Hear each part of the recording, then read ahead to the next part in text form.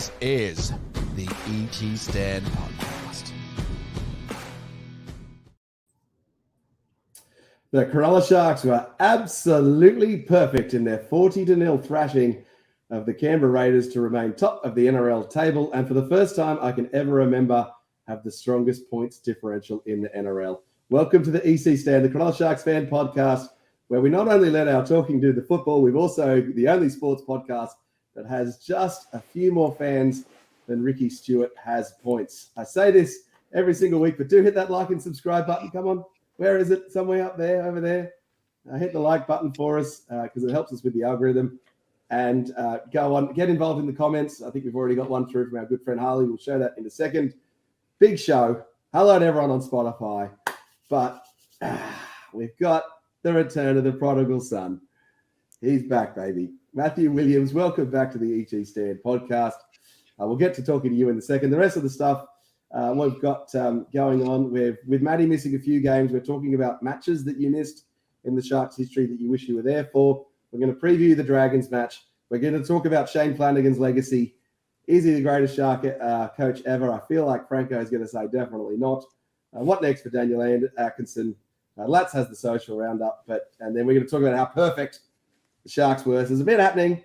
But yes, Matty Williams is back. Speaking of perfect, hello, Matthew. What have you made of the Sharks play since you've been gone? And more importantly, how good has the podcast been without you? It's been, well, fantastic one. I've really enjoyed, despite the fact that I was in the middle of nowhere in far northeast Western Australia, if you can get your head around that, very close to our northern borders, with zero phone reception and very scratchy Wi-Fi. I was reliant on Spotify. Thank you for branching out to that. So that kept me going. Couldn't see your lovely faces, but I do know you're in New York, and I'm not sure if things are backward there, but I know when you're pointing the like and subscribe button, it was pointing to my end stream button. So if I pressed it, I could have been a great return to the show. Anyway, thanks for welcoming me back, and big shout out to Franco. You are my biggest fan. I'm yours, mate. Thank you for the personalised comment there. But it wouldn't be Sharkcast, or it would actually be Sharkcast if we had a big love in right now. It wouldn't be ET Stand if I wasn't tearing you to shreds with everything you got wrong. So here we go. Let's rip in. Here we go. I'm glad Lats is here because the lack of memory about the 2010 comeback against the Cowboys in Townsville is criminal. That was one of the great all-time comebacks. I think we couldn't kick a goal. We scored 4 tries, and then there was trading field goals, and John Morris was in there, and Trent Barrett with the ugliest field goal you ever seen. Jonathan Thurston missing a penalty goal from 38, which is an absolute joke of a penalty in Golden Point, unheard of. John Williams dropping 1,000 bombs for us before we signed him. Actually, he was playing for the Cowboys, so that was one of the great comebacks. And you guys were just stumbling through, going, crickets. Anyway, I managed to get sneak that Skype message out to say, hey guys, here's some good material for you, and you all bumbled your way through. But anyway, good to hear that Lats the following week to save things. On that, we move on to wingers. And you're saying, Williams is showing his age here. Come on, turn it up. I said nothing before 1994. And the correct answer, you're right, is Matt Rogers and Richie Barnett. Matt Rogers and Brett Howland. Matt Rogers and Colin Bates. But you can't do that. That's cheating. So, of course, our current wingers, in an era, a time, a position where wingers are actually footballers now. They're even Valentine Holmes and Sasai Feki were just starting to kind of be, I don't know, footballers coming in off the wing, taking a few hit-ups. And Matt Wendell Saylor and Matt Rogers weren't footballers. They were. Matt Rogers is a winger. Sorry, he's a 5'8" playing on the wing. And that's why he left the club. So anyway, Matt Rogers is not a winger. He is the best winger of all time, but funnily enough, he's not a winger. And that's probably why he's so good. So anyway, the current wingers we have, they're up there, top echelon of the current NRL, and they are definitely the best wing pairing. As a pairing, I do like the chat about Luke Cavell. I think he's very high up in all of our stakes there, all of our tiers when it comes to wingers, but just that era, he didn't have any great out-and-out wing partners there, and I think Paul Mellor was criminally underused. He was a great winger in 2002 and probably found his niche there after being, a second-row centre. But moving on, one final thing that I've forgotten, so I'm just going back to my notes here as to what I was going to blow up about. Best wins at Shark Park. Of course, the 2022 return to Shark Park was definitely top 5. You mentioned Williams' list is okay. You're talking about some win over the Raiders in 88 when they had half their representative players out. Yes, they won the comp that year, but gosh, that doesn't count. To 2022, I thought we'd never play there again. That was great. There was a few others in there too. Obviously, the ET Mitch Healy departure day is. We're not talking about biggest wins here. We're like margin was. We're talking best memories, and I was right. David was wrong. You'll hear that plenty of times the show over, I'm sure. But anyway, it's great to be back. What have I liked about the pod? What have I liked about the show? It's so dynamic. You mentioned the other night how actually taking Bulldogs in New York has been the show has been carried by Franco and Lats. Thanks, guys. And actually just hearing you guys come into your own has been great to hear from a distance. And also just, where's Kelly these days? I mean, is he punted now? Who knows?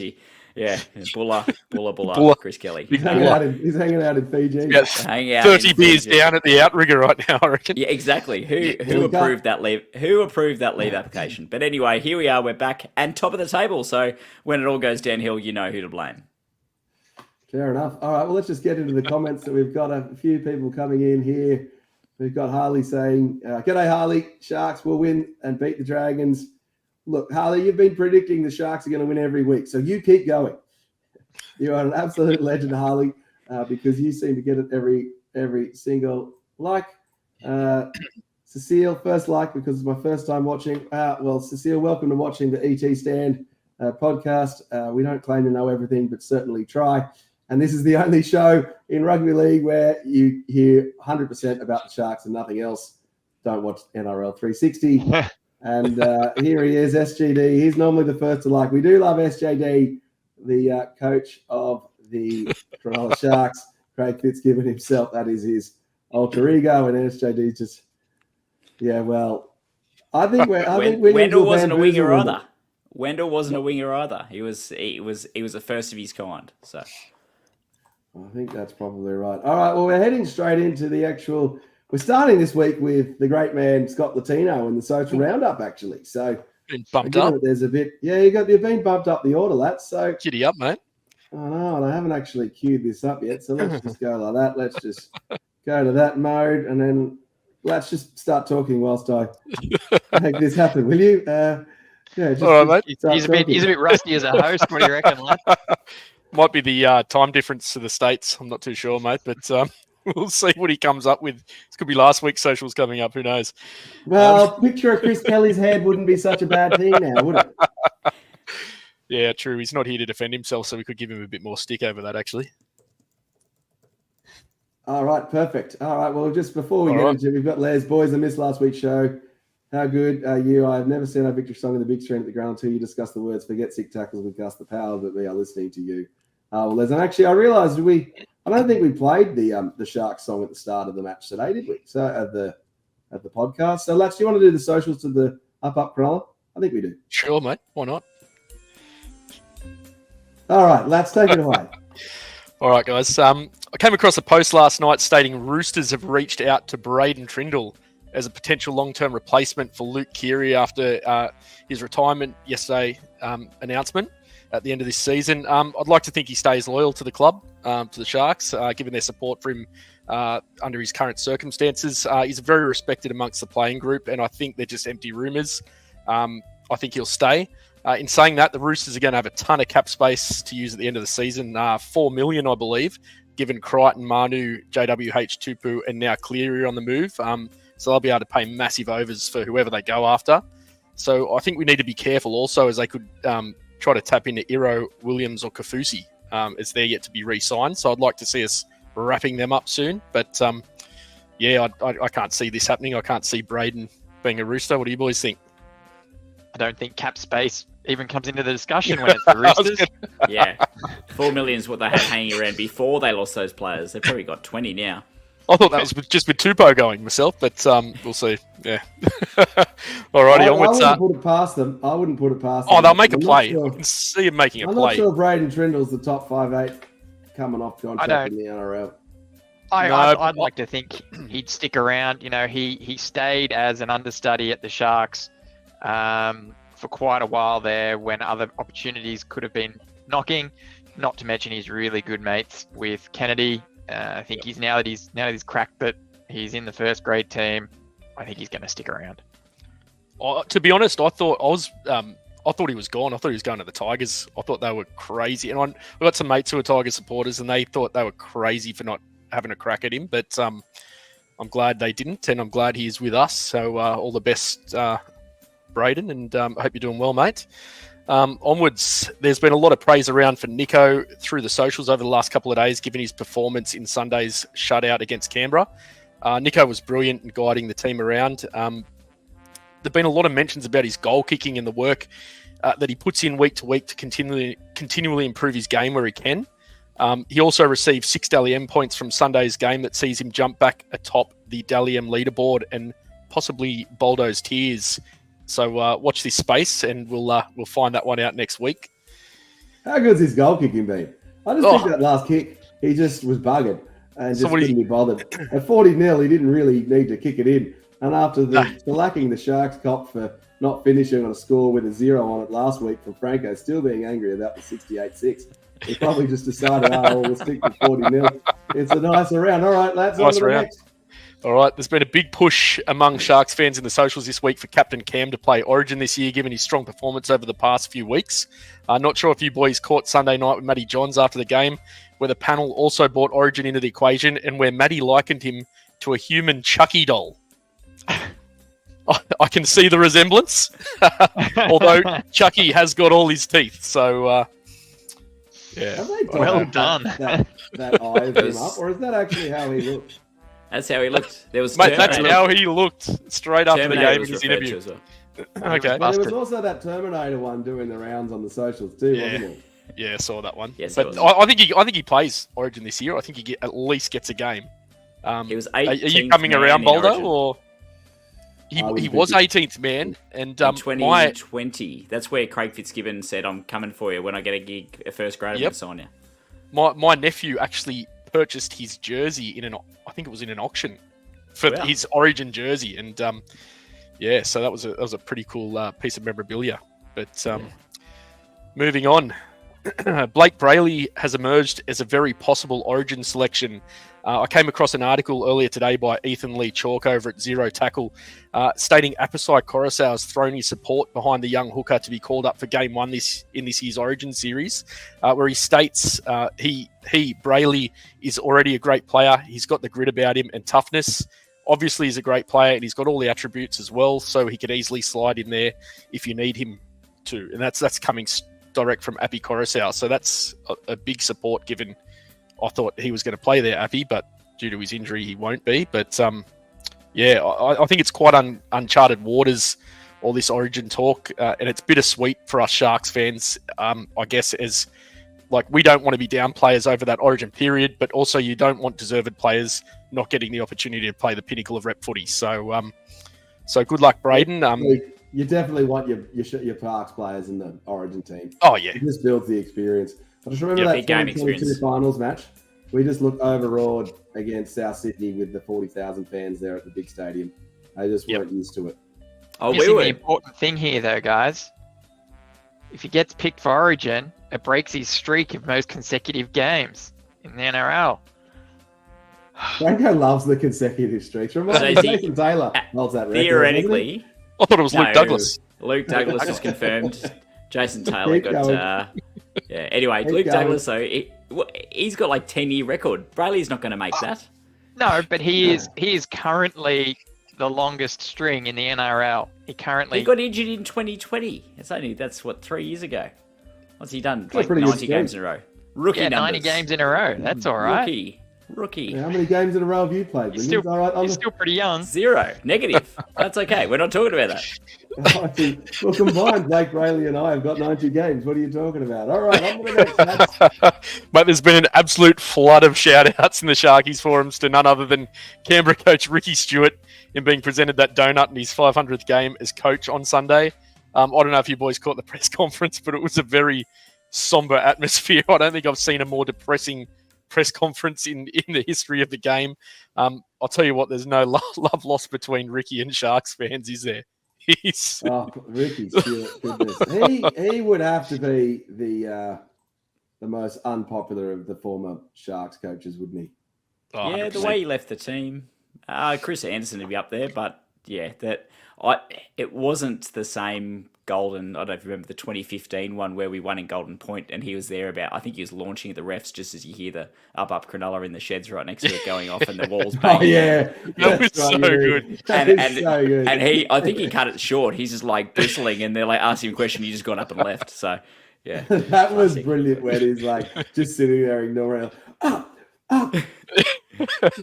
Oh, so good. All right, let's move on to the next. All right, well, this week the Sharks go toe-to-toe with local rival St George Illawarra, which sees the return to Shark Park of former Sharks coach Shane Flanagan with 185 games coached for the Sharks, 102 wins and a 55% win percentage. He is the only Sharks coach to have ever delivered a premiership, and a coach who certainly had the most turbulent time with things going on. Some might call him the greatest Shark coach ever.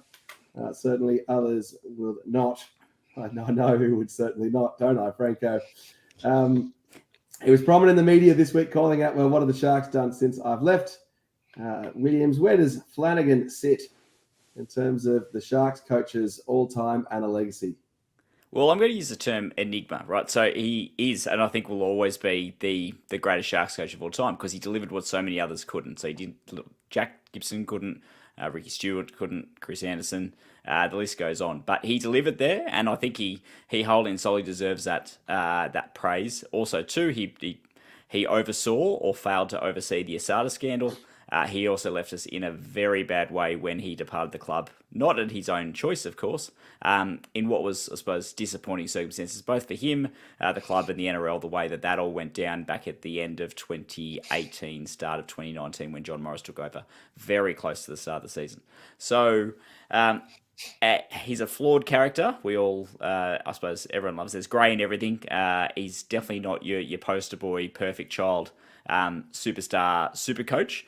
He took over from Ricky Stewart, our mate that we were just talking about before, in early to mid 2010, after Ricky had basically delivered in 07, definitely delivered in 08, and then the competition moved on. Plenty of factors were involved there with his slide, and Ricky basically throwing basically the toys out of the basket, putting Albert Kelly, who definitely wasn't a fullback, at fullback when we had, I think, other options at play that could have played there at the start of 2010, and then basically threw him under the bus and said, "Oh, it's not my fault. He's not good enough." And it's like, come on, dude, you're a national coach and you've done that. Shane Flanagan famously took over as coach for 2 matches there later on. I think it was the home game against the Eels, which we'll talk about shortly, which was a win to 0, and then a win over the Knights at home as well. Then the writing was on the wall. Ricky departed, and Shane took over. It took a few years before they got to the finals, 2012 being the first one there, but the only finals appearance that he missed, or the season that he missed after that, was 2014 when he wasn't even coach.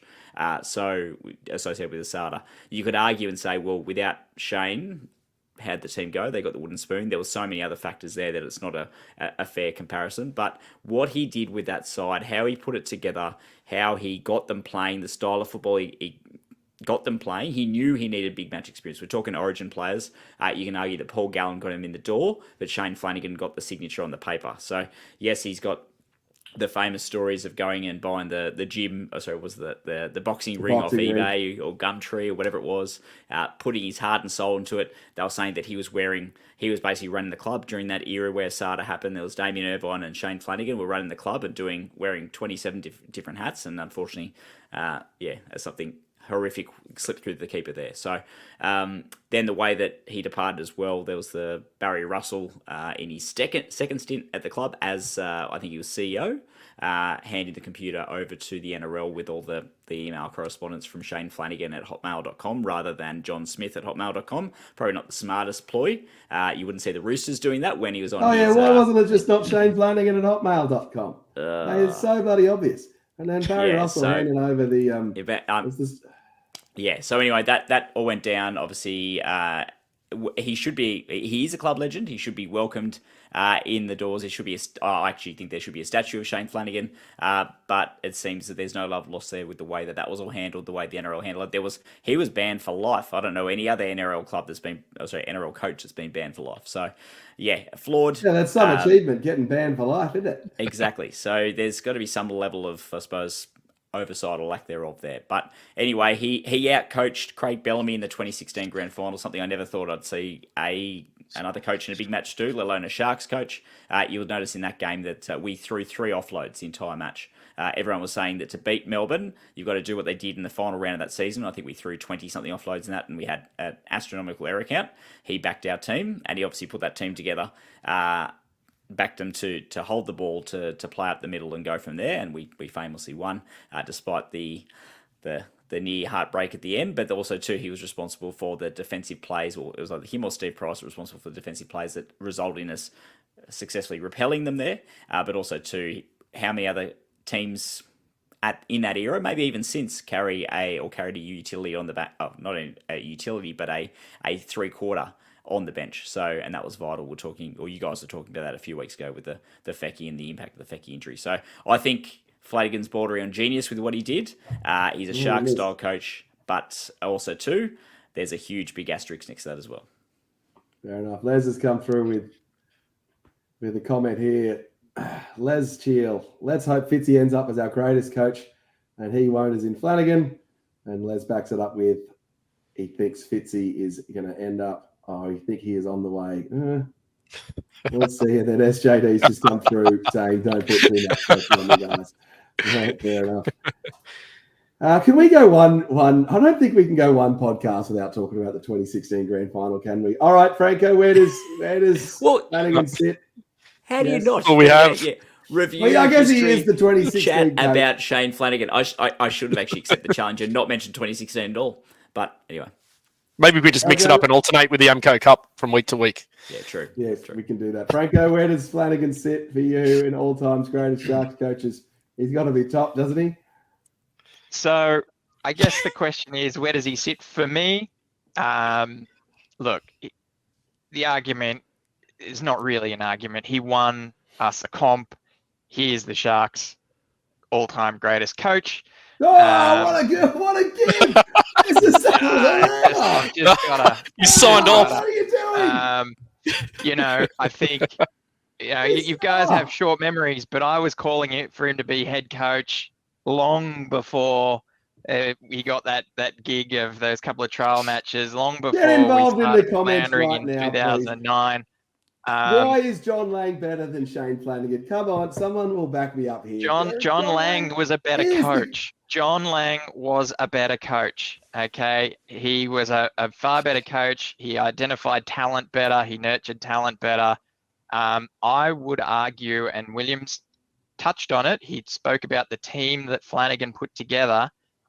I would argue that Darren Mooney had a lot to do with the team that was put together. And it was evident then that when Darren Mooney was no longer at the club and Flanagan came back to the head coaching role, that the recruitment decisions and retention decisions were lacking. I'll put some context on that. So examples, 2015, Valentine Holmes, who set the world on fire at the end of 2014, and the Nines, was waiting in the wings, pun intended, on the reserve grade wing, second to Mitch Brown. And then also failed to blood Jack Bird until basically the ET stand was falling down on top of Flano saying, play this guy. And then following that, you're seeing, so he's signing players like Josh Dugan, Aaron Woods, and there's plenty of others. Johnson. Sean Johnson. Yeah. Big money as well that threw the salary cap out of whack.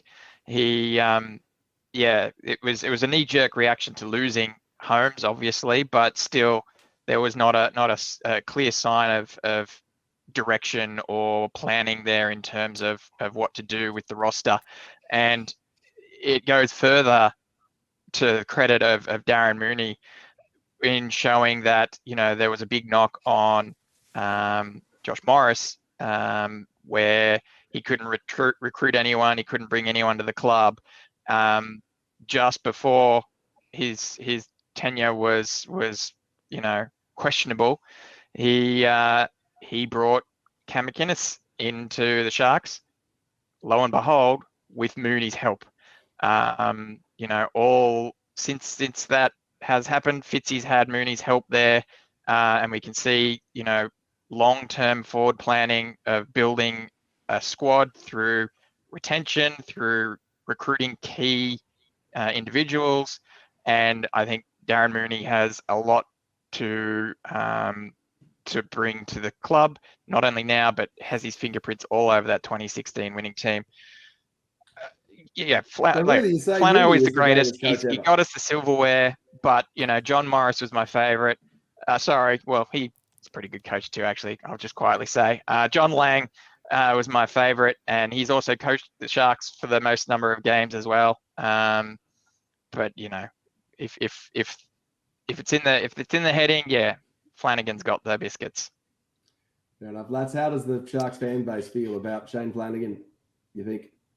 Yeah, mate. Yeah, I think they've got a soft spot for. Actually, before I answer that, can I? Is he responsible for signing Moeen Harodi?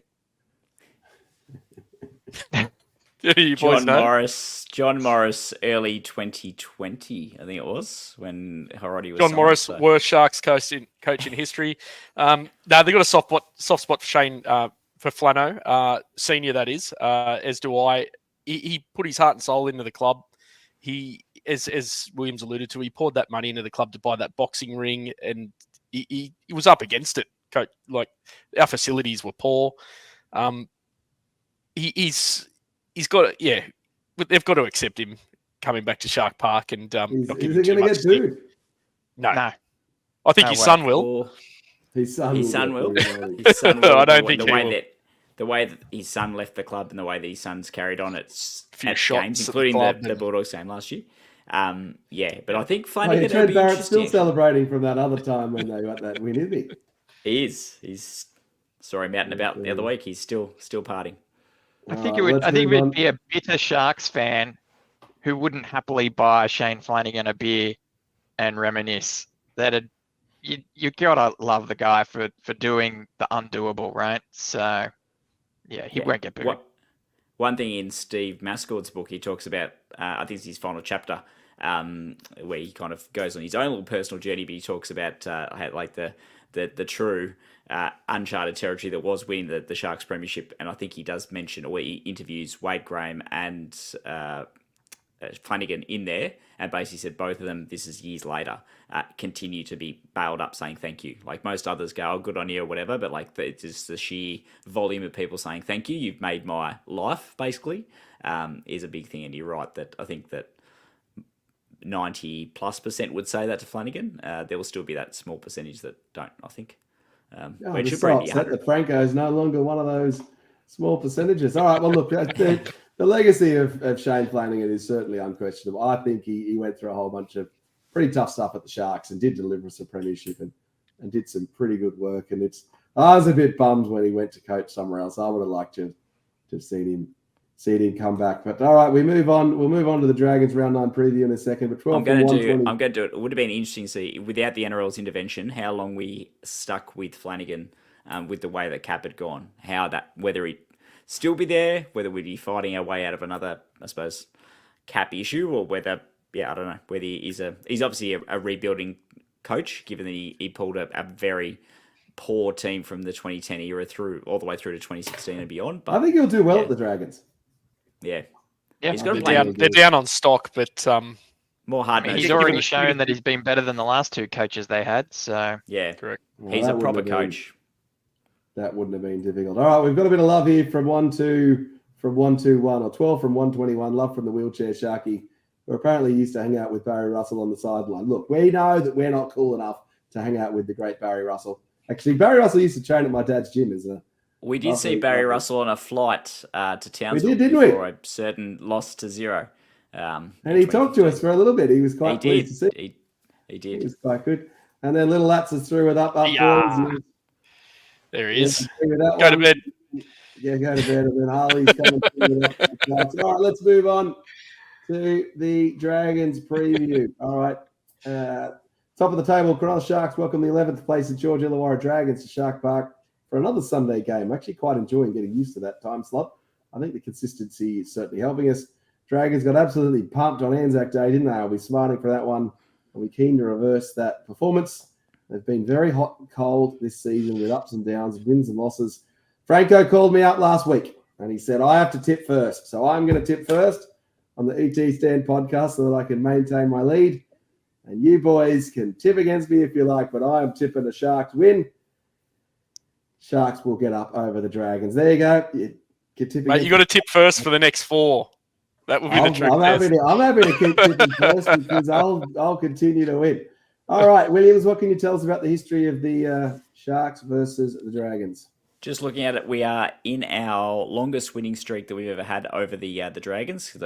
Our last match we played against them was mid last year, 52-16. Were record score that we put on them. We also beat them earlier that year, 40 points to 8 at Cogra. So huge points there. Overall, we're talking about St George Illawarra history only. St George Dragons was a team that died at the end of 1998. For any Dragons fans out there, your team is dead. Anyway, we're talking about the St George Illawarra. Crushers and the Perth Reds. Exactly. You are up there with the Adelaide Rams. In fact, you got eliminated at the same time as the Adelaide Rams. But anyway, so that's a bit of trivia for you. I'm a big fan of the Steelers, though. Steelers fans got all the time in the world for you guys, but the other mob stuff is.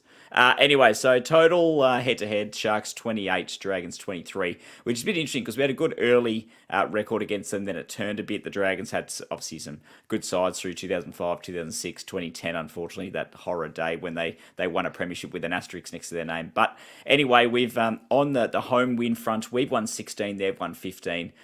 So at PointsBet Stadium itself, we've won 14. They've won 8. So it's not a hugely dominant performance there. We've got a better record at home if you take into account Cogra, Okie Dokie Dump, 17 wins to 8 there. So obviously we've been looking good recently. The Dragons have an extended period of form dip that they've had over the last few years, so we're hoping that continues. We hope they remain down there. And looking at it, we played a neutral stadium only once, and that was we've played a few finals against them. 99 and 2002 come to mind. But looking at it at Rugby League Project here, it talks about one neutral stadium, which I'll have to check that. That may be incorrect. But we played at Aussie Stadium twice. One of them was a draw, 26-all in 2001. Following that, we played them Aussie still. What's called Allianz Stadium with a 40 points to 24 win in the 2002 week 2 of the finals series there, which one of my favourite wins over them of all time. But unfortunately, they beat us at Homebush, whatever you want to call it, in 1999, and the one that counted. But anyway, we're winning over them. We've only drawn with them once, and that was that 26-all draw I was talking about. Overall points, though, they've scored 1,005. We've scored 997, so we need to make up that 8-point differential this weekend. And continue that 7-match winning streak. So you're tipping the Sharks? I'm tipping the Sharks. I think it'll be closer than people think. I think it'll be Sharks by 12. Sharks by 12. Cecile's come through with a tip, Cecile saying, we pumped Ricky for his 500th. We're going to smash Flano for his welcome back to Shark Park. I think that's right, Cecile. Welcome to the comments. Cecile, keep those comments coming through and keeping us honest. All right, well, we are going to switch over to doing the team list now. Let's just switch to that view. One side point on the Dragons' history, and I thought that was the case. Does anyone remember the public holiday that our very first match against them happened to occur on? It's kind of topical. In 1999, when we first played against the merged entity that is the St George Illawarra Dragons, was at some Shark sort Park. of weird public holiday. That's not weird. It's recent. It only happened 5 days ago. Everyone talks about the Roosters versus Dragons and how they've been doing it since the beginning of time. No, they haven't. It's a recent thing. But anyway, it was Sunday afternoon, 25th of April, 1999, and Wade Bartram hit the post and we won 18-16. And then we know Peter Gow did some handiwork with some scissors. So fun times. Fair enough. All right, Williams, you've actually been volunteered with the absence of Chris Kelly. You are actually doing the team list this week. So take us through the Sharks team list. Take on the Dragons. Stand by. Thank you to Les Cheel in the comments there, who did rightly, correctly guess Anzac Day. Anyway, number 1, Will Kennedy. Number 2, Sione Katoa is back for his second match in a row. Number 3, Jesse Ramian. And number 4, Kale Iro with Ronaldo Mulatalo on the number 5 wing. The halves, Daniel Atkinson back again. How long for? Who knows? And Nico Hines, number 7. The front row, Tommy Hazelwood, Blake Brayley, and Oregon Kafusi. The back row of Britton Nicorat, Teague Wilton, and Captain Cameron McInnes. The bench, Jack Williams, Sifa Talakai, Toby Rudolph, coming back from injury, or was it drop? I don't know. Braden Hamlin-Willey, and the coach, Craig Fitzgibbon. Williams, how good was that talk through? Les has come through and also given us another comment here. And David, we have been very good since your man Talakai went to the bench. So we do see the continuance of CSC for Talakai on the bench. Franco, what do you make of that team? Right, it's a strong team, right? Apart from, we'll talk about that forced change, but look, I don't think we can get much better with the squad. Obviously, we've got some good depth, and people might have their favourites like Tapua or Stone Street, maybe wanting to see a bit more of them. But as it stands, what a great team! Great bench, good punch, great speed, and versatility in the backs. All led by Nico and Brayley in the spine, just hitting their straps. Was it McInnes that said on the Matty John show the other night that he said that the young players are finally getting it? So we saw, and I heard Dave Riccio interviewed, I think it was on Sharkcast last year, saying that we can't be up in arms because all these forwards that we've got, like Teague Wilton, they're only 23, 24. Usually, like you see forwards hit their straps 27, 28, 29, kind of like goalkeepers in soccer. They mature with age. That they're finally getting that consistency both game to game and week to week. So hopefully we haven't put the mock on them and they continue. But I'm just loving the depth right now. The fact that we've got Tapua, I hope he doesn't. He has been re-signed, but I'm hoping he doesn't get restless because he is showing so much and we can't fit him in. It's a good place to be. Royce Hunt also not making the team. Do we think they should be sticking with Hazelwood as the starter? If our back five continue to play like we are and allow him to have more minutes, yes. Yeah, I think that's probably. I'm surprised. I thought Hazelton would kind of, it would be a benchy, but would be in and out of the team. That's why I only predicted 3 tries, and already he's got that. So hopefully he carries on and triples that. It's a fair bench, Rudolph and Hamlin, Ueli. They're like absolute guns, those huge. Two. Well, they were our starting props last year, and we were missing a lot without them. The fact that we are just getting more game time and more minutes into Oregon and Hazelton, so that I think at some stage you probably will see a bit of a switch, maybe, as Hamlin-Willey gets some Ueli gets his fitness up, yeah. But the fact that we're getting so much out of that, the fact that they're playing similar minutes though, so it's not like it really is that much difference. And so Kafusi played 45 minutes straight the other day, so I had to rest 5 minutes into the second half, and then I think came back later as well. So. Yeah, you're right. It's timing of interchange and the like is crucial, but the fact that we're getting big minutes in when that's what killed us in the semi-final last year when our bench rotation got thrown out because we had a whole stack of guys that were half-baked, undercooked, hadn't played too much because Rudolph and Hamlin-Willey had been in and out, and then Rudolph was forced to play 60 minutes when he didn't have the match fitness for it. So it's a good place to be. All right, let's check out this Dragons team. Lats, do you want to volunteer yourself to read out the team? Let me check these names out. It's not like the Roosters. Yeah, actually, this is a good stitch up here. All right. So it's the Dragons team to take on the Corolla Sharks in round 9, 2024. Scott Latino, take it away. Fullback, we have Tyrell Sloan. At number 2, Christian Tuipulotu. Number 3, Jack Bird. 4, Zach Lomax. 5, Michaeli Ravalawa. 6, Kyle Flanagan. 7, Ben Hunt. And the props, Francis Molo, Jake and Heme Sele. At hooker, Jacob Little. At 11, Raymond Fatali Mariner. 12, Jaden Sewer. 13, Tom Eisenhower. 14, the wonderful Famanu Brown. 15, Blake Laurie. Jack DeBellin at 16. And 17, Ben Murdoch-Masilla with coach Shane Flanagan. Few ex-Sharkies in there. Kyle Flanagan and Amanu Brown. I didn't almost want to say his name. Jack Bird. Well, I thought you might not say Jack. Oh, yeah, Jack Bird. I thought you might not want to say Jack DeBellin's name either, to be honest. Oh, I didn't want to. No, it's not under there. All good. The interchange. Are you at Vorney's? Yeah, party at Vorney's.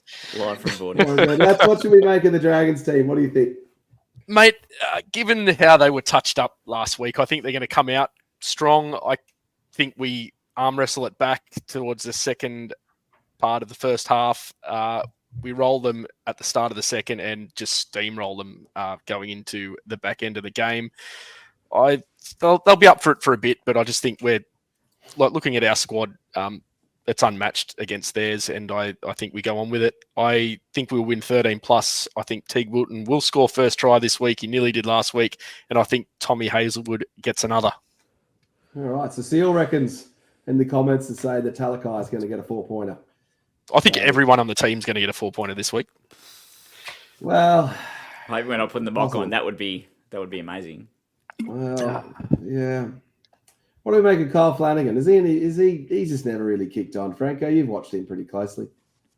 Yeah, I think the worst decision he made was pulling out of the Sharks and going off to the Roosters. I think he would have got a good slow development, and once he got into the team, knowing the way the Sharks operate, he would have got a long time to sort of cement himself in first grade, as opposed to the Roosters coming off the back of Cooper Cronk. They were always going to expect success straight away, and wasn't really given that time to find his feet, and has been a journeyman ever since. He was given one season, dropped for what's Adrian Lamb's son, and then obviously Sam Walker came along as well. So it was a congested halves there. I know that Shane Flanagan was interviewed. It was after he'd been dismissed from the club and the NRL, and said that he'd sent his son to the Roosters away from the club. So if Flanagan stayed, it would be interesting to see what happened. He made his debut in late 2018 when Matt Moylan was in the team. Then was it Sean Johnson came in 2019. So it probably would have, with Moylan's injury troubles that he had, you probably would have seen a halves pairing of Johnson and Flanagan. It would have been very interesting to see how that went down over the next few years, because they, apart from Johnson's Achilles issue in late 2020, he played pretty much 3 full seasons for us. I think he's just a fill-in half at best. I don't think he's his first grade level consistently. Even in under 20s, I don't think he ever set the world on fire. Sure, he scored bulk points with his goal kicking and backing up a few times for tries, but I don't know. I know Franco, I watched plenty of under 20s games with you around that era, and it was a standout, and he got the points record. But I don't think even then I was like, I'm not so sold on him making the big jump. Like, he wasn't a creative player even there. Yeah, he was always playing sort of an age up, coming through the juniors, and we did have a pretty young 20s team. So, the team that was around him might not have been as strong as other 20s. Although that said, I'm pretty sure we were minor premiers that year that he got the 2018. I think we finished top 4, and we were minor premiers, and then we backed it. Basically bombed out in straight sets. So yeah, correct. Yeah. So I do think he has the talent. I just think he's maybe the traditional showrunner while you've got everyone else doing the flashy stuff around you. If he's got that, and he's sort of he's definitely got that with Ben Hunt at the moment. So we've seen him doing a role at the Dragons and doing it well. I don't think, they're, while they were screaming out for halves before this season, they're probably now maybe looking to bolster other positions instead of the halves, with the urgency not as great there anymore. Yeah, I will say Franco, give us a tip. Dragons are hot and cold. I think they're going to come in hot. They're going to come in firing. They're going to be ready for the tussle, but we're gonna beat them. It's Sharkies for sure. So Dragons led 6-0 early the other day, and then it was only 12-6 majority of the first half. So it seemed like I was in a very loud establishment in the Northern Territory watching it with no commentary, but it did seem like the Dragons were kind of holding their own early, and then go to the bar and blink, and all of a sudden it was 60-18. So I'm not sure what happened in the second half. That's how important the third try is, Williams. We know that's the most important scoring moment of any match. I don't think they have the grunt in the forwards, but there are a couple of good matchups there. Obviously, we love our back five, so Zach Lomax is on fire at the moment, playing in the centres, so there's a good matchup. Not to mention Jack Murd, premiership winner with the Sharks, also in the centres, so that's really good. And then Jacob Little has always had a bit of history with young Brayley going up through the ranks together in opposing teams, always fighting for those rep honours at the various age groups. So Little always steps up when he's against Brayley, given the opportunity. Les Cheer with that question about young Cade Dykes. Not sure. I think he had a hamstring injury, didn't he? So he'd been mainly playing fullback, and then he's back now a couple of weeks, but playing in fullback. Yeah. with Hiroti playing in the halves for New South Wales Cup. Go Hiroti. I was going to wait to the end. Ribaldo, fix your mic. Sorry, SJD. I'm international, so therefore my mic's just not as good. Also, it's not as good when we have the music on SJD. The Baldo mic doesn't go as well. All right, have we got everyone's tips in? Except Kelly. But he's tipping he's tipping Dragons. He's tipping the Fijian team anyway. So Dragons. All right. Well, you missed the tip, you get the away team, right? So yeah. Get the ball. The default tipping comp for this is that you get the team closest to Shark Park, which is, again, the Sharks. So the default tip is the Sharks. All right, we are all tipping the Sharks. Hopefully it is another epic Sharks win for the boys, because right now we are playing almost perfect football. Now, I did actually get some music queued up for this. I don't know if this is going to work, and I don't know if some of you people may not understand this theme song, but I'm going to try and play it. This is Mr. Perfect, because the Sharks right now are in a condition of perfection. State of quality or free of any flaws or defects, because that is how well the Sharks are playing right now. In fact, Nico Hyde's goal kicking on the weekend would have been perfect if it wasn't the fact that he was feeling a little bit tired and it's 40-0. It didn't matter. Nico, perfection at the top of the Daily M ladder. But that's just the beginning. The Sharks differential is the top of the NRL. Let's talk about the wingers. How good are they? They are the best in the business. On the bench, we have the final boss, Talakai. He doesn't even need to do any minutes. That's how good we're going. And then who could forget the form of the try-storing, barnstorming Tommy Hazelwood. So that's right. Buckle up, Sharks fans, because the Cronulla Sharks are showing you right now what perfection looks like the legendary Mr. Perfect. They exude excellence in every facet of the game, because the Sharks are perfect right now. What's not perfect about the Sharks? Williams, they're perfect. What was that music? Was that like from Tron or something? I don't know. What was going on there? It was Mr. Perfect wrestling theme music. Is that his theme? There you go. Maybe it is. Yeah, there you go. That's the first time I've heard that. I'm considering myself educated. So the test is coming, right? We play the Roosters. We play, was it the Broncos? We play the Panthers. So the test is coming. Are we perfect? The weekend looked like we were. I don't think Canberra threw much at us, but I really liked the 0. I think everyone loves the 0, and Franco was very right to be upset that we gave that try up against the Cowboys, because that should have been a 0 as well. So that's the huge difference compared to 2022. We didn't go close we had a fair period of being the best defensive team in the comp until we played against some of the better teams, and it went away. We didn't have that starch, or even in 2022, we actually dominated field position and we didn't have to defend too much on our line. I realised the last 2 weeks we have defended and repelled multiple sets on our line. 2023 was diabolical defence-wise. So we've moved in the right direction, but I think the Souths game was alarming in parts. That's 3 weeks ago now. But we did concede quick tries against them, and they kind of made plenty of metres through the middle with some good interchanges in passing, and was Tom Burgess got that try, and they did have some inroads out wide as well. So the Raiders really only broke us down the left once, and that's when Levi lost it. I think Channel 9 commentary, from what I saw, were blowing up saying that he would have scored. I reckon Hines had him covered. What they did the next play would have been interesting, but I think it's defense-wise, we'll see. Also, last tackle options. I don't see perfection there. If anything, I see that's a real improvement opportunity. I think it was about just plucking a number, probably 25 to 30%. It seems like we're getting to the last without an idea of what we're doing, and we just happen to be that the fact that we're scoring prior to that it's actually not being too much of an issue. But against your bigger teams, your more fancy teams, that will be an issue.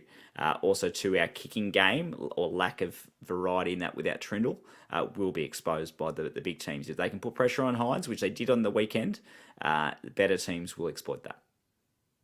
Lats, you're in a perfect marriage. You know and deal with perfection all the time just by looking every at day, that body of yours. Every day is just a life of perfection. But you're constantly trying to improve. Where do the Sharks have to improve for you to think that they're perfect? Mate, I think they've really worked on their defence this year. I think they're pretty sweet with their defence. We seem to be starting off the mark now over these last couple of weeks, which was concerning earlier in the piece, giving teams a head start. I still think the attack's a little clunky, but we're getting there. I think we were perfect on Sunday. We're excellent but we're not perfect yet. You ask me in 5 weeks, and I'll give you a more definitive answer. But even Fitzy mentioned in the press conference that they're going well, but they still have a very long way to go. So things are working, things are in place, and trust the process, and I think we'll get there. But if I could fast forward 4 weeks from now, mate, if I had a time machine, I'd love to go and check out what we've done over the next month. But I'm a little anxious for it. I'll believe it when I see it when we beat these big teams. Franco, what happens over the next 4 weeks? Mate, I think it's going to be one of those scenarios where we all have shorter fingernails than what we do now from biting away. It's going to be a few close, tight matches, and as the boys have alluded to, our attack is going to be really tested. I think, we've seen a lot of fortunate tries over the last few weeks, a lot of, bounce of the ball going our way. That sort of thing is great, but it only lasts so long. And I think against the better teams, the old saying is you make your own luck. They will also get the bounce of the ball, and we will also have, a bit more of a struggle in the ruck that might mean questionable calls from refs or things that we're not used to over the last few weeks. Obviously, we're going fantastic. We're doing excellent, but we can't say we're perfect. The team wouldn't say they're perfect. You even said Nico would have been perfect if he didn't miss the last goal, so he's not perfect. We lost to the Tigers, so we're definitely not perfect. But mate, we're on the right track. Let's go, Sharkies. Well, Les, who has got a perfect set of DNA, is coming through saying you blokes are harsh. 82-6, you have to be happy. Everyone will be talking about the Sharks in 4 weeks when they put the Panthers to the sword at home. I think that's what's going to happen as well. Look at this. Frank Kuhlman's giving you a compliment saying that Williams knows his Frank. stuff. I owe you a beer, Frank. Do you know Frank? That's very kind. I do not, so that's very next, kind. Frank, come down to the ET stand and say good day to the boys if you're down in the ET stand. Well, look, we're having a bit of fun with the perfection chat. Clearly, Frank didn't watch Hard Quiz. Clearly. Doesn't even know the name of the, doesn't even know the name of the stadium we sit in. Yeah. Doesn't even know. Frank, that was red hot, Franco. Well done. Frank, I haven't been here for 5 weeks. If you want to go back and have a look at an early episode and see me make a goose of myself in front of a national audience, enjoy. I'm far from perfect, that's for sure. Yeah, fair enough. Well, all right. Well, we move on to the next. All right. Daniel Atkinson has been pretty good so far, I reckon. And Franco, you were a long-time admirer of anyone who's not in the team, You're always calling for the next person that we've not heard of to make the team. What do we make of Daniel Atkinson so far? Is he perfect? He's definitely not perfect, but, he's doing what the team needs him to do, and he's doing it well. I think everyone's heads dropped when, the news came out that there would be a change in the team. There were a few options available to us. There's obviously Peru, there's Dykes that was mentioned by one of our listeners earlier, and Atkinson. And I think surely we could play Paul Gallen there too, just put him out of retirement. Number 6. I'm sure he put his hand up just quietly. See if Vitalikai should be 5'8". Yeah, well, that's another option. But I think, we even said at the beginning of the season, we all sort of called Atkinson out as Tracy 2.0, and it'd be pretty close to the mark. If Tracy was still here at the club, he would be running around in that 6 jersey, given the current scenario. So with Atkinson being the Tracy 2.0, it only makes sense that he steps up. He's been doing a good job. Not great, but doing a good job in New South Wales Cup, certainly playing various positions. It's always tough with the shuffling that goes on there, trying to work with the first grade team and make sure that the troops are available. But he's come in and he's, like I said, he's doing his job, ran over 100 meters. So he's a bit more of that running half, but he does have a good kicking game. We just haven't seen it yet. And as William said, if Hines gets that pressure put on him, maybe he'll have to step up and just show us that little bit more. But as it stands, we're a really well gelled team with a lot of great teamwork and good bonding there. So they're all the team is there supporting him. So, he'll be there as long as we need him, I think. I saw, I noticed at the weekend, one of the plays where Nico got tackled on the fifth tackle, they went to Atkinson, and it looked like he wasn't quite sure what to do, but he just fired out a bullet pass out wide to kind of just get the ball early to the centres when in doubt. I kind of think with a bit of experience, he's going to come good, but yeah. He put one of his bombs was also towering. So. He did put one good bomb up, and I was like, oh, that's what I was worried about. So if he can show that a bit more, that other kicking option, because that's what really unleashed Nico last year when Moylan unfortunately provided no kicking option really. What are you talking about? Moylan had those great kicks when he was. That's not true, but he doesn't have the long kicking game. Don't talk about my Matthew Moylan that way, Matthew. Well, he had a few hamstring issues. It wasn't his own fault that he couldn't kick too far or high or effectively. SJD's come through with Atkinson is Tracy with a pass. I think that is definitely. Well, I'll tell you what, it was all positive for him in the socials. The fans thought he had a very solid performance. There were even a few Trindle who's in there. They're also alluding to how Nico controlled the game, and Fitzy even said that in his presser. He said Atkinson was sent out there with more of a passenger role and sort of steady the ship while Nico did his thing. He had some really nice explosive little runs, and he's quick off the mark. He plays that sort of eyes up footy. I think he's going to grow into the role. Let's face it, he's going to be there for a few weeks at least, surely, you think, with Trindle out. I thought he was strong, and I'm happy to see him there. That's another one that, if we don't lock up, Roosters could go after too. There's plenty of teams around. Let's see how we go in these big matches in the next couple of weeks. I remember 2022 or 2023 trials. We played, I think it was the home trial against the Bulldogs, and Atkinson scored a try too. Looked really good. Played about half the game. We're like, who's this kid? We've signed him from Melbourne. This looks good. And then he played. This is Playo's favourite match. This one you're talking about here. He's like, the one where Atkinson turned it up. He did. I remember he had a passing game in that too, because Connor Tracy, who was a junior, then he went to Souths, played one game there, then came back. Started 2020, just as COVID was kicking off, and ScoMo wanted to go the footy, but also prevent fans from going to the footy. Connor Tracy got brought off the bench and was lightning quick. We're like, how about this guy? But then the final pass of the match to Josh Morris to win the game, he threw it a mile forward, and he's a half. So right, I think it's a really good observation. You're right. Connor Tracy never had a passing game, and last year we lost a lot when Tracy did an effective job at fullback, but he didn't have the same passing game that even Kennedy had. He wasn't able to chime in and out. He could finish, but couldn't really provide. So that's a really good, astute point there, SJD. I think that Atkinson. That's why he's the coach. Yeah. All right. Well, look, let's move into the next segment, which is a Matty Williams Thanks, segment. Frank. We've shown that to us now. That the thing is, it was embarrassing. Right through the show. For our Spotify listeners, Frank Cooeyman has confirmed that he did see Williams on the hard quiz. And Frank says, I saw it and it was embarrassing. Yes, it was. It certainly was. It was embarrassing. In fact, you could argue that it was a match where Williams should have basically been played to zero. Yes. Just give me. I wonder if Frank knew the Doja Cat questions. You were very good. Hold on, we don't want to see my notes. You don't want to see my notes. I'm letting you in. I've got to Okay. This is how the sausage is made. Cue the Benny Hill music.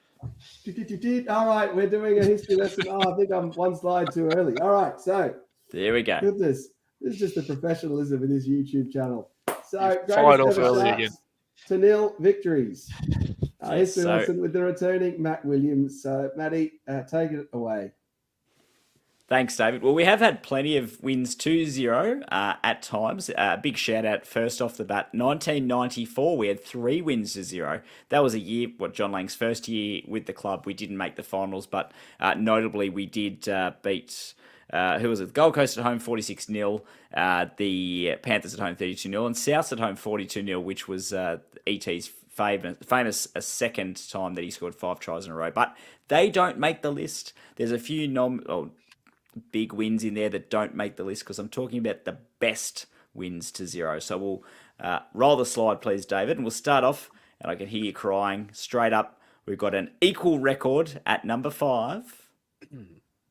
It's a 62-0 win away to the Knights in 2016. And a lot of people were saying, well, surely that's the best win to 0. Well, you look at the Knights team that they rolled out. I remember going up the highway. Well, I lived up there. Actually, David came up the highway and was going, oh, gosh, this is going to be terrible. They've got some guy on debut. I think it was, what's his name, Lamb. Was it Brock Lamb, I think his name was? I think he's playing for the Maitland Pickers now. Not Lachlan Lamb, Brock Lamb. So no relation to Adrian Lamb. And we're like, oh, he is going to be Billy Slater 2.0 or Andrew Johns. Now, anyone on debut carves up against us. And I think the first 10 minutes or so, there was lots of drop ball. And we're like, oh, here we go. We haven't turned up today. Boom. 30-0 by halftime, and away we went. So that Knights team, actually, SJD is commenting on it, so we'll just have a look there. That first drive of the Knights game was maybe the greatest Sharks. It was a great put down. That was something different. There's something else. That was superhuman, I would say. Was it Ben Barber grubber? I think he went through, and then Valentine Holmes got in there. SJD is also talking about the classic Fergo try, I think, against the Broncos in 2009. Well, the goalposts were still in play. Yeah, goalpost in play, and Fergo wrapped his body around it before he was getting sacked from the. Who was he get sacked from recently? It wasn't the third Illawarra Dragons. It was someone in the Newcastle comp. Newcastle lower grade, yeah. Yeah, so he's been sacked from multiple lower tier teams as well. Go Fergo. Get on the breezes. Anyway, so 62-0. Great win.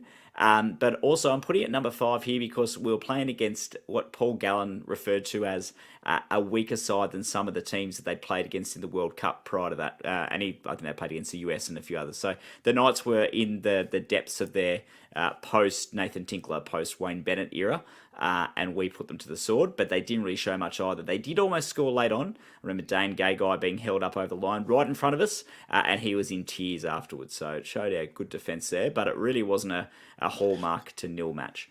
Rolling on to the next one. This is now we're talking mediocrity right there. 11-0. So the Sharks opened the 2010 season 0-4 after they'd finished the 2009 season with 1,000 losses in a row. I think it was 10.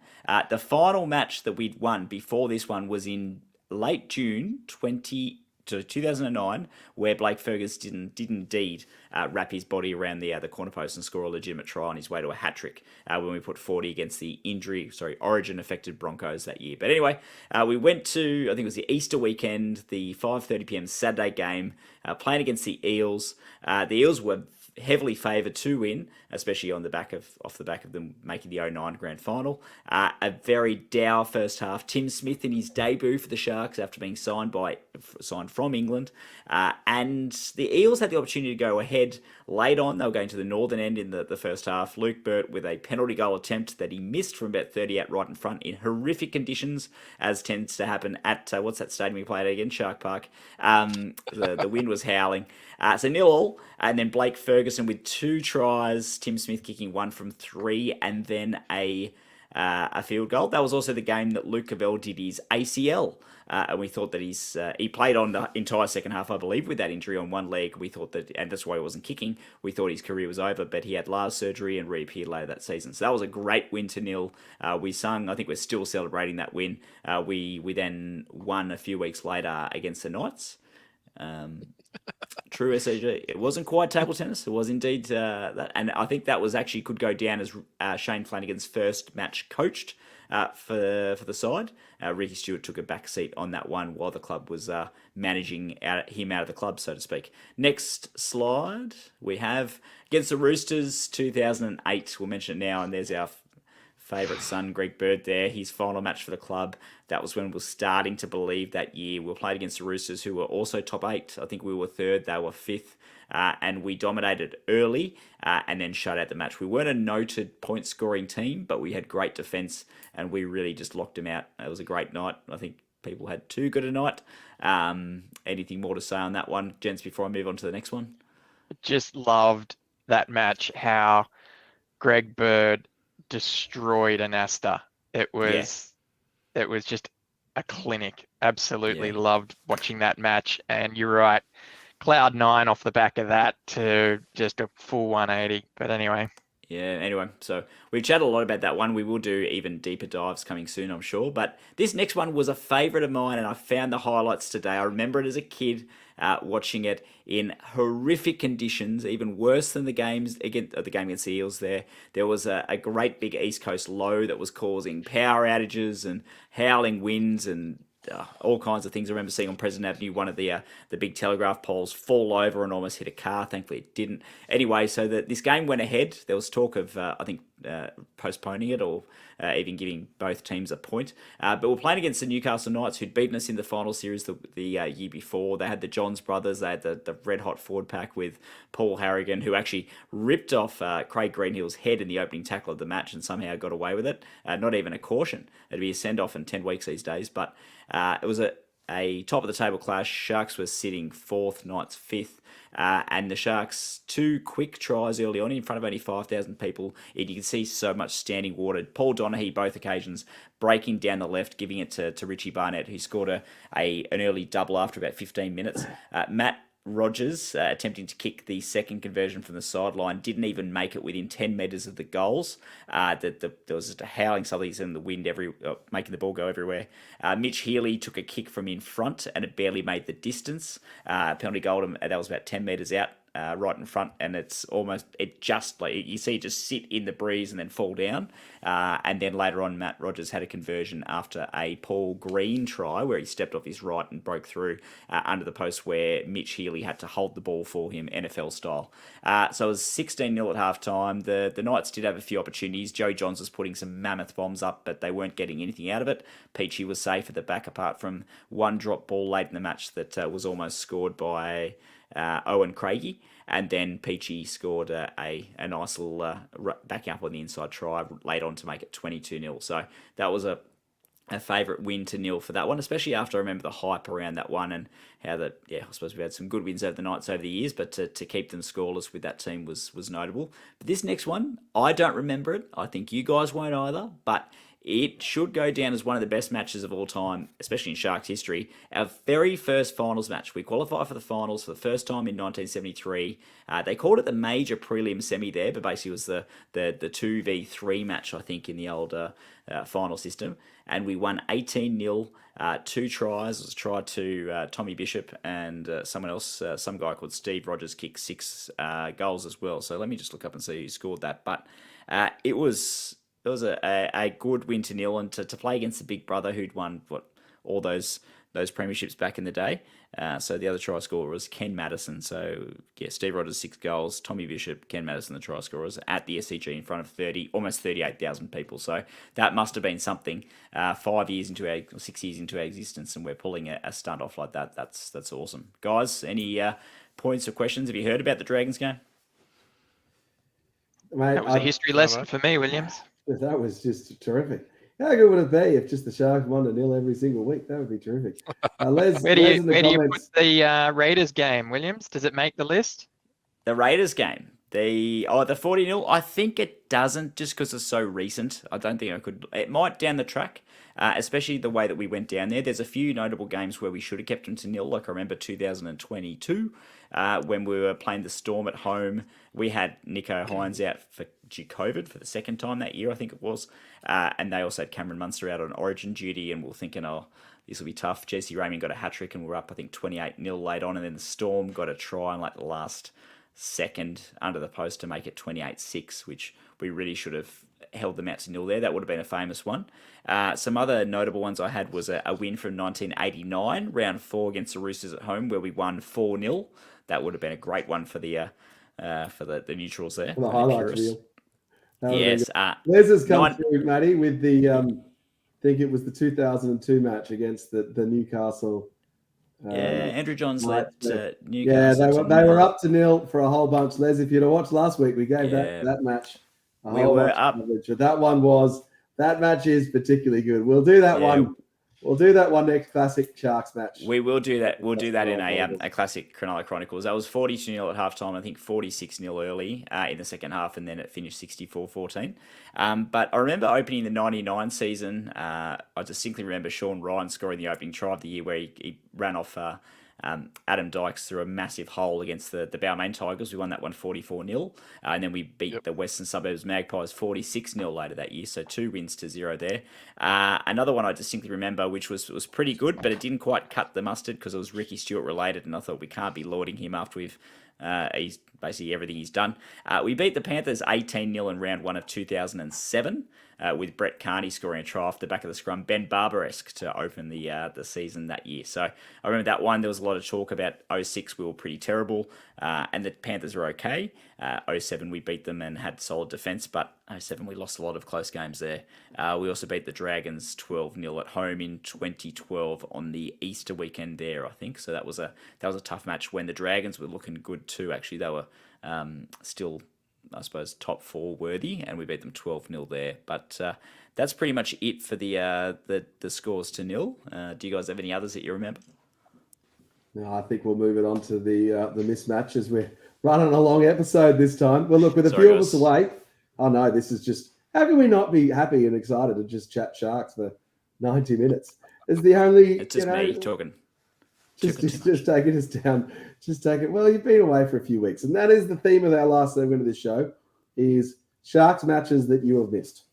Moments where you've been at a mate's wedding, or like you've had to be away for work, or something that's major, or you've been away overseas living, or whatever it's been, and what matches that you have missed. Certainly, Lats and I will remember missing the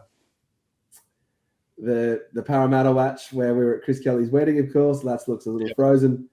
Yeah, I'll jump out.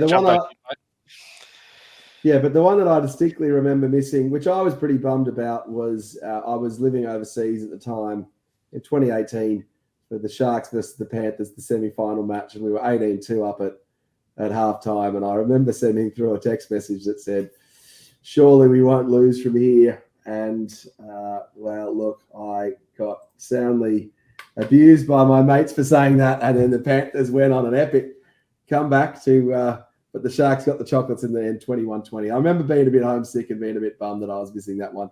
Williams, which match did you miss that bummed you out? You remember that you were? There's a few. There was one, 2013, week 1 of the finals, where we scored the 7-tackle try and Kane Leonard put his foot out. I completely missed the entire second half. I was away for, I suppose, work. I was applying to be a pilot actually in the Air Force and doing the flight selection program in Tamworth. And on the Saturday we were working and didn't have access to my phone. So at whatever score it was, 12-10 or whatever at halftime, I then knew nothing until later that evening, about 7:30 or got access to signal again, and the internet exploded with how the Sharks should be handing their finals place back and all that stuff happening. And I was like, what's happened here? So that, and then seeing you guys at the stadium and all that stuff. So I missed that completely. The following week I had to watch on TV, but there was also the 2015 final against South Sydney. I'd been to, I'll give him a shout out, Ryan Gagan, good friend of all of us at the show. We went to the grand final with him. I went to many games when we lived in Brisbane back in the day with him and watched many Sharks losses. His wedding was week 1 of the finals, 2015. Who books a wedding? Exactly. Well, you just don't do that. He knew that. Anyway, it wasn't like David Simmons organising. I think it was his Bucks party on the night of the prelim finals, just based like weeks out, knowing that the Sharks, even though a mathematical chance of making it, that he wasn't going to be there. So I remember that he'd hidden media at the time. But anyway, so that was the Saturday night. The game was on the Sunday afternoon. I was flying back into Newcastle. I think 2 p.m. Kickoff was 4 p.m. It was just doable, and I just couldn't do it with that and work. And I remember speaking to you and Bryn before the game, and you guys were out and about in Moore Park, and there was so many Sharks fans there. We were up a huge amount at halftime, but me not being there then allowed you guys to then palm off to me to book flights and tickets and the rest for the 39-0 loss the following week. So if I was there, maybe we would have made it. Who knows? But anyway. Who knows? Franco, which match is your memorable one for you being bummed that you missed? Oh, there's plenty, but you're really only ever bummed if someone spoils something, right? So I think the big one that stands out for me was, I believe it was 2006. We were going like bustards. Cowboys were top of the table. The halves pairing was sort of swapping out between Kamali, Dykes, and Carney. We finally got I think it was a a Dykes-Carney combo, and we're up against Cowboys, and we smashed them. And at this particular point in time, like you, Boldo, I was living overseas and I was watching all the games on delay, maybe a day or two later. And I woke up that morning to a slew of messages from mates going, I can't believe we won. How good was that? And this was before Facebook, before social media. So people had to go out of their way to message you to say that this was a great win. And people went out of their way to message me, and I was like, And so you're watching the game on delay, and it's like, we're not going to win this, but I know we are going to win this. And that was kind of funny watching those games on delay where you kind of know the result, where you know the result. It's kind of watching it through. Les has come through. He was lucky he went to Fiji to get married and missed our 74-4 loss to the Eels in 2002. I had actually been to every single away Eels match leading up to that one. I'd never seen the Sharks lose against the Eels at Parramatta Stadium, and then also missed that one, Les. And then, Lats, look, you missed the segment. So... But I've been fighting doing an update on my computer for a couple of weeks now. I think it's time. All right, fair enough. Well, what match do you remember missing that you were bummed that you missed? Mate, I remember missing the 97 Super League Grand Final. I was on a snow trip in Year 10 snow trip at the time. The only plus being, apart from not seeing us lose, was Happy Gilmore had just dropped on the video at the video store, and one of the girls worked at the video store, so I got to she brought it along, and I got to see Happy Gilmore for the first time. So pretty happy with that one. But one that I missed, which I had the opportunity to go to and didn't, and that was the qualifying final in 2016 against Canberra. I ended up watching it at the club, and it was incredible atmosphere there. I can only imagine what it would have been like at the game. You could have come with us, lads. I know. I had to work though, mate. That is one game I'll never stop talking about, and I'm so glad we did go, Boldo, because we had so many get-out plans for getting out of the territory ASAP as soon as we lost, and we just thought that we were just on a hiding to nothing, and so glad we made the effort for that one. Because that one was a particularly good one. All right, well look. Actually, we didn't give Cecil a shout-out before. I'm going to put this one up. So Cecile has just come through with a comment. Didn't start supporting the Sharks until Steve Rogers ran the length of the field against Penrith. My first visit Shark Park. 63, didn't even know what football was. So you probably, or hopefully, remember the 1973 18-0 win over the St George Dragons in our very first finals match. I'd also like to thank Williams, because I'm pretty sure he pronounced it right there, and Boldo's been butchering it for the whole episode. But if Boldo's been getting it right, then I apologise. Cecile or Cecil? Cecil. Cecil. I think is it Cecil? I think it is Cecil. You're right. Yeah, sorry, Cecil. Yeah, like so look, that's why Cecil. This is why Bulldog does not do the team list. So, all right. Well, look, that was the Freudian slip there of getting his own name wrong. Yeah, well, that's right. All right. Well, look, that was the ET stand. Thank you for watching along for 1 hour and 22 minutes. If you don't know what to do now, SJD's just found the hard quiz episode on iView, and so he's going to go watch it now. So go watch that. Good luck. Let me know how I go. Yeah. And thanks for calling us handsome bozos, SJD. That's very, very lovely of you. And thanks, Cecil. Yeah, Bo, no worries. Thanks.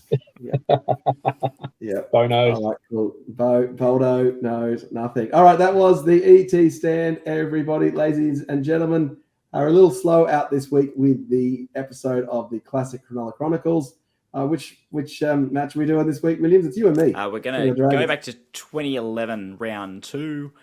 You may remember it as the defensive set where we gave up no ground, and the Dragons were reigning premiers, and we were coming off the back of a 40-point drubbing in Canberra, of all places.